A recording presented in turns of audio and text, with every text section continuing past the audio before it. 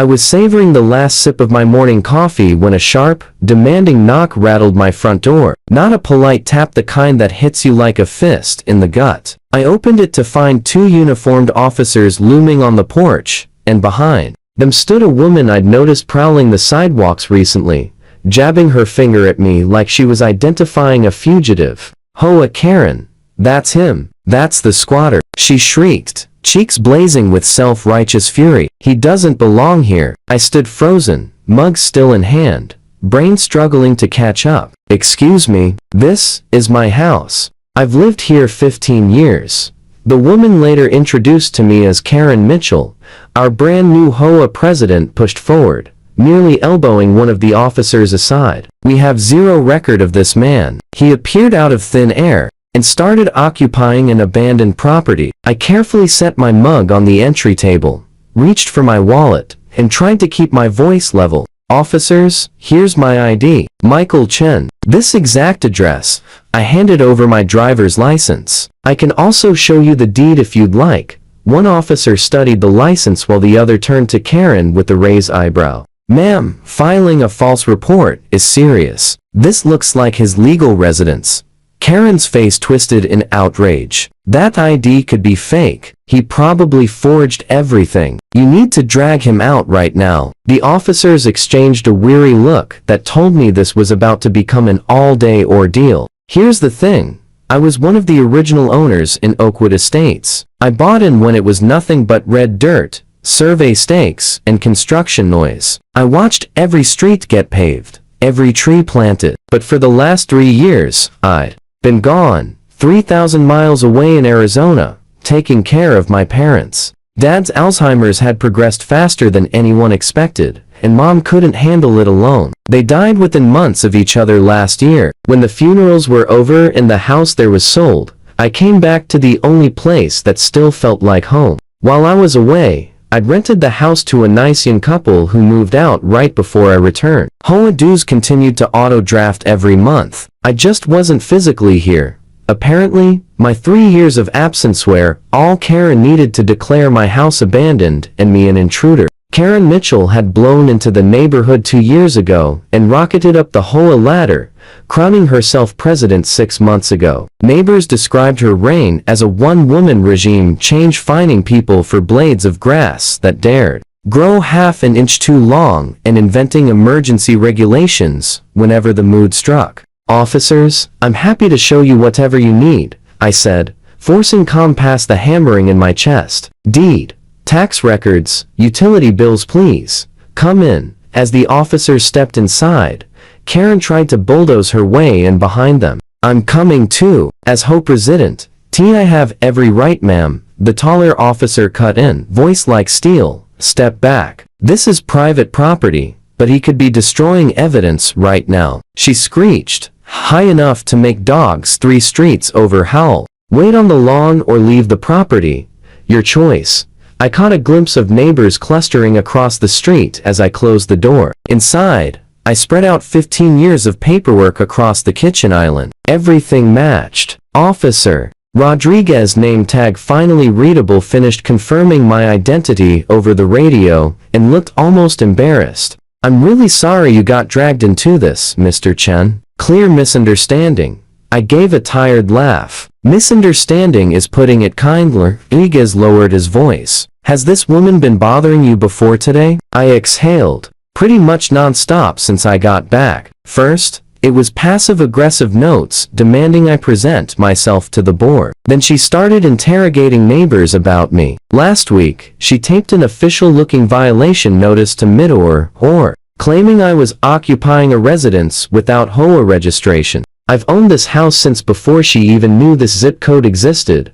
I showed them the notice, pure nonsense on Fox legal letterhead. Rodriguez shook his head. "Did you try explaining the situation to her?" I left a detailed voicemail the day I got back, using the number in the HOA newsletter. Explained that I was the original owner, returning after family deaths. She never responded, just escalated straight to calling the cavalry. Through the front window, we could see Karen stalking circles on my grass, phone glued to her ear, no doubt rallying the troops. It only got worse from there. Over the following week, as she turned harassment into an art form. Slow drive-bys with her phone up, snapping photos, getting caught peeking through my windows. She insisted she was checking for covenant violations, distributing flyers warning about a suspicious squatter who had infiltrated Oakwood Estates. She even called an emergency HOA meeting to address the security threat. Half the room walked out once they realized who she was gunning for. The final straw was a certified letter on fancy HOA stationery giving me 48 hours to vacate or face legal action. I phoned the actual property management company we contract with. They had no idea what I was talking about and sounded mortified. And that was only the beginning. The property management rep sounded like she wanted to crawl through the phone and hide under my desk when I read Karen's eviction letter aloud. "Sir, the HOA cannot evict anyone. That letter is pure fiction," she said, horrified. "I'm escalating this to the board right now." But Karen was already 3 moves ahead of any paperwork. Exactly 24 hours after her certified ultimatum, she returned with police in tow claiming I was a violent squatter who had forcibly occupied an abandoned house and was refusing to vacate. S. Officer Rodriguez, Officer Williams, and I stepped back onto the porch. Karen stood there, arms folded, wearing the smuggest grin I'd ever seen. It vanished the instant she registered. The officers' grim faces. "Miss Mitchell," Officer Williams began, "Mr. Chen has provided overwhelming proof that he is the legal owner of this residence. He purchased it 15 years ago, long before you ever moved here." "That's impossible," Karen sputtered. "I was in Arizona caring for my parents while they were dying," I said, anger finally bleeding through. "Which I explained in the voicemail I left you, the one you ignored." Officer Rodriguez fixed her with a stare. "Ma'am, did you bother to check county records? Did you call the management company? Did you verify anything before you reported Mr. Chen as a criminal squatter?" Her cheeks flamed. "I know every single person in this neighborhood. He's an intruder." At that moment, Eleanor, my next-door neighbor and a retired Superior Court judge who'd lived here as long as I had, marched over clutching her phone. "Officers, you need to see this." She pulled up her ring footage. "I put cameras up last year after someone kept stealing my newspapers. Watch what I caught 2 days ago." The video was crystal clear. Karen skulking around my backyard fence, pressing her face to windows, then actually twisting my back door handle to see if it would open too. 15 p.m. on a Tuesday while I was at the office. Officer Rodriguez's eyebrows shot up. "Miss Mitchell, were you on Mr. Chen's private property without permission?" "I was performing an official HOA inspection," she snapped, but her voice cracked. "On a random Tuesday afternoon with no notice and no board authorization?" Eleanor cut in. "I have footage from 3 other days too." By now, half the cul-de-sac had gathered. People started speaking up. She threatened to fine me $500 because my garage door was open for 45 minutes. Frank called out. She told me my kids weren't allowed to play in our own front yard because it lowers curb appeal. Marie added. Officer Williams turned to Karen. "Ma'am, step over to my patrol car, please. We need to have a serious conversation about false police reports and trespassing.